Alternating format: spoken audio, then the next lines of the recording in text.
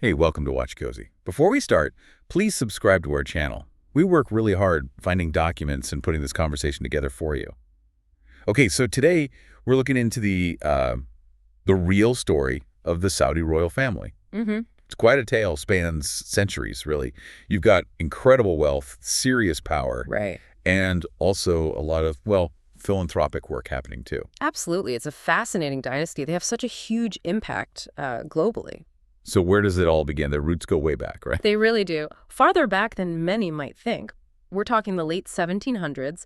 There was this entity, the Shikdom of Daria, led by Mohammed bin Saud. Shikdom, like an early state or leadership structure? Yeah, basically. And Mohammed bin Saud, he wasn't just thinking locally. He had these bigger ambitions, wanted to unite the Arabian tribes. Okay, so unification was the goal, but how do you achieve that? What was the key? Well, a really crucial element was this alliance he formed. It was with the Wahhabi religious movement. Wahhabism. Yeah. That's significant. Hugely significant. It wasn't just a political pact.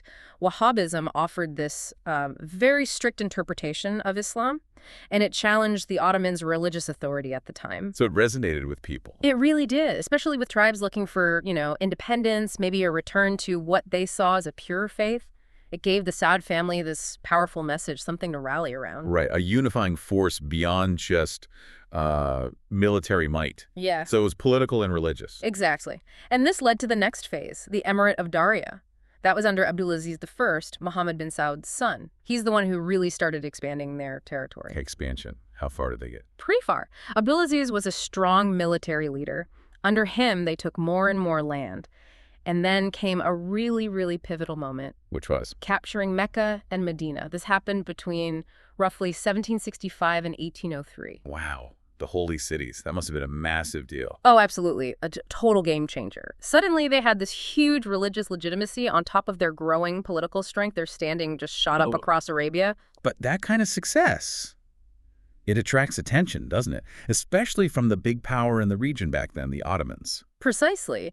The Ottoman Empire wasn't exactly thrilled about this rising Arab power challenging their dominance. I bet.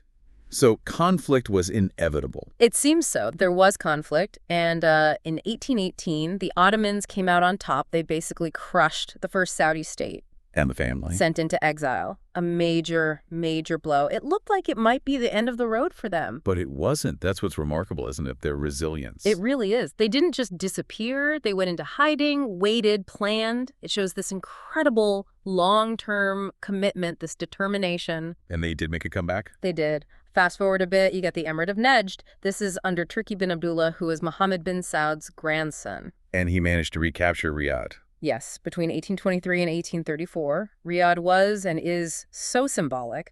Recapturing it was a huge boost. Turki bin Abdullah was effective, brought tribes back together. But it wasn't smooth sailing from there. No, not entirely. After Turki bin Abdullah died, there were internal struggles, succession disputes, conflicts within the family. It threatened to unravel things again. Sounds dramatic. Who steadied the ship? That would be Faisal bin Turki, Turki's son. His reign from about 1843 to 1865 brought back stability. He even managed to expand their influence again. So he was a key figure in consolidating things. Definitely. Very skilled politically, navigated all these complex tribal relationships.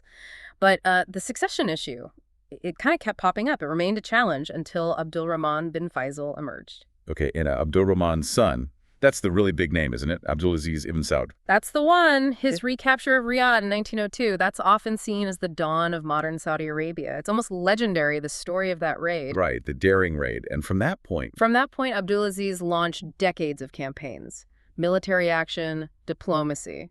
Bit by bit, he brought almost the entire Arabian Peninsula under his control. So unifying those tribes, Mohammed bin Saud dreamed of uniting. Exactly. It took generations, but he did it.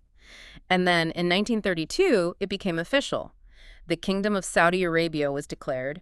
Abdulaziz ibn Saud, the first king. Quite a journey.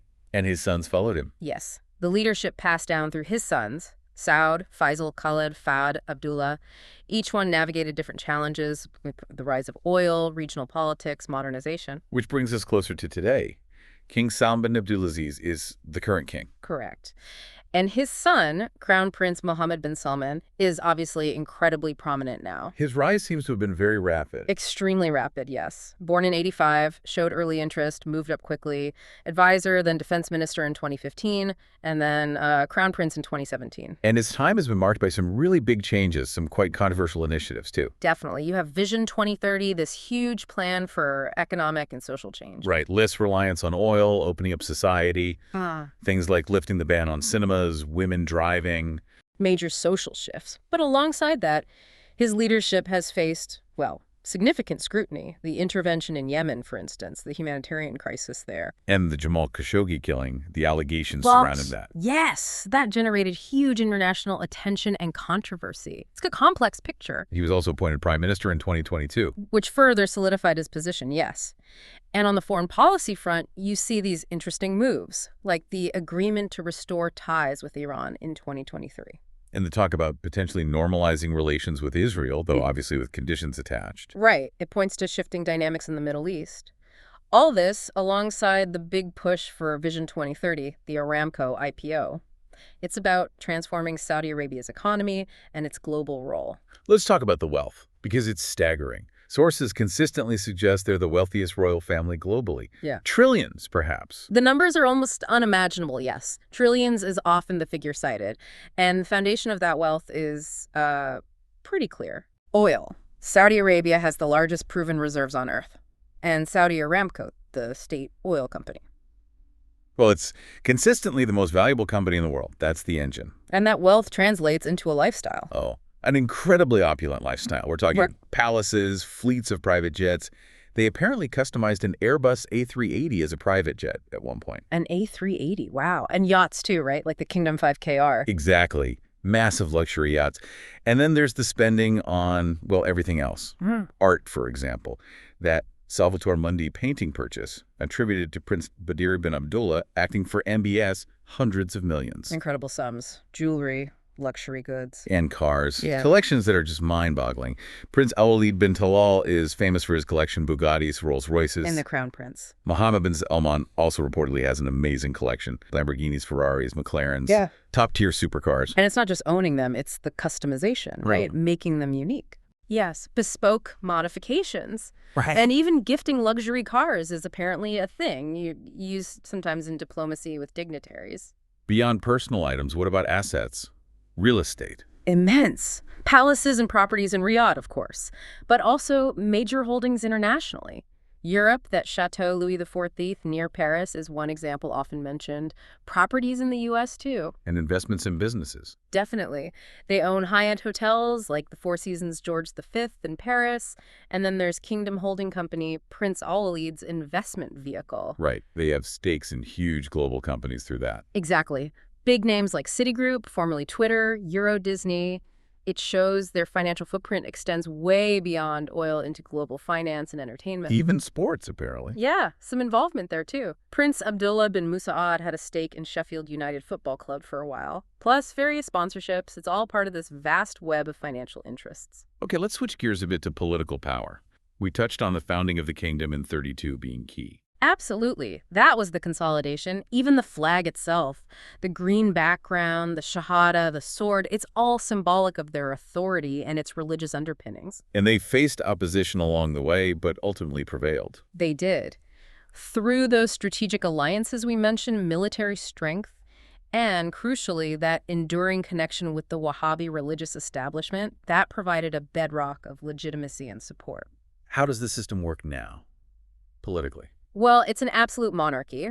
It's based on traditional Islamic principles, with the king holding ultimate authority. He's the head of state, head of government. And key positions, are they kept within the family? Largely, yes. Especially the critical ministries defense, interior, foreign affairs, finance, National Guard. These tend to be held by senior princes. It ensures family control over the state's main levers. What about the religious scholars, the ulama? What's their role? They remain very influential, particularly in the judicial system and education. There's a long-standing pact, really, between the ruling family and the religious establishment. Now, you can't talk about this kind of power without mentioning controversies, right? Things like corruption allegations. No, you can't. Those allegations certainly exist. Concerns about transparency, particularly around state finances and how they intersect with the family's personal wealth. These are recurring themes. And the economic reforms, Vision 2030, are they universally seen as successful? Well, they're certainly ambitious and aimed at diversifying away from oil dependence.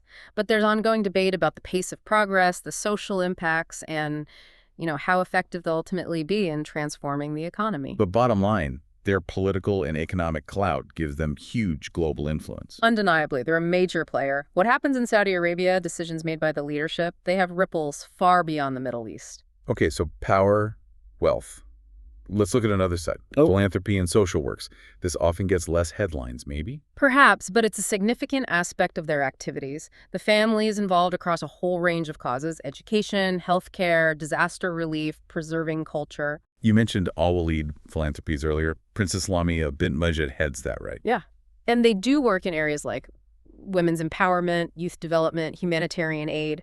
What's interesting there is this sort of strategic approach they take, often partnering internationally, seems focused on impact. Is this philanthropy a recent thing, or does it go back further? Oh, it goes back. You had the King Abdulaziz Foundation for Research and Archives, set up way back in 1972, and the King Faisal Foundation in 1976, known for its international prizes and focus on Islamic studies and science. And things like the IRO, International Islamic Relief Organization. Right, founded in 78, that grew into a major global humanitarian player, especially focused on Muslim communities worldwide. Are there also examples of individual royals making big contributions? Definitely. Prince Ali bin Talal, again, is known for pledging vast sums to various causes, and someone like Princess Adela bint Abdullah has focused specifically on women and children through her foundation. What about education investments? Very significant. Establishing major universities: King Fahd University of Petroleum and Minerals, King Saud University in Riyadh,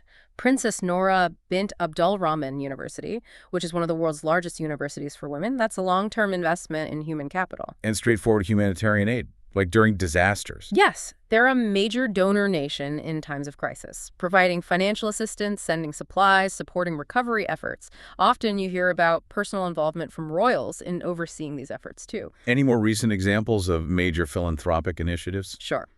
The MSS Foundation, founded by Crown Prince Mohammed bin Salman back in 2011, focuses heavily on youth empowerment, skills, entrepreneurship, aligns very much with the Vision 2030 goals. Okay. And then there's the King Salman Humanitarian Aid and Relief Center, KS Relief, set up in 2015. That's become the main state body coordinating international aid efforts operating globally. And specific causes championed by individuals. Yeah, you see that too. The King Salman Center for Disability Research, established in 2016. Princess Rima bint Bandar Al Saud, the ambassador to the U.S., is known for her advocacy for women's rights and participation in sports. Prince Sultan bin Salman has worked a lot on preserving national heritage. So it's quite diverse. It is. Al-Walid Philanthropies also supports global education projects. And during the COVID-19 pandemic, there were significant contributions from the kingdom, financial aid internationally, medical supplies, support for vaccine initiatives. So yeah, philanthropy is definitely a major dimension. Okay, so if we try to pull it all together, we've traced this incredible historical journey right from the 18th century. Ambition, setbacks, resilience, alliances. Then there's the almost unimaginable wealth built on oil, funding this extraordinary lifestyle, but also global investments through things like Aramco and Kingdom Holding. We've looked at the political power, absolute monarchy, family control over key state functions, the alliance with the religious establishment, but also the controversies and the current push for major reforms. Right. And finally, this extensive, multifaceted philanthropic activity, from large foundations to individual efforts covering education, health, culture, global aid. It really paints a picture of a dynasty with just immense scale and impact, not just regionally in the Middle East, but truly on a global level, so many layers. It really does. And it leaves you with some big questions, doesn't it? Looking forward, given all these resources, this influence, what are the potential roles, responsibilities maybe, for the Saudi royal family on the world stage in the coming years? That's a good one. Or even looking back, how much do those deep historical origins, that journey we talked about, still shape how they operate today? How does that history continue to influence such a powerful family? Definitely things to ponder. It's a complex, ongoing story. Indeed it is. Well, thanks for joining us for this look into the Saudi royal family, a real-life saga that's definitely not over yet.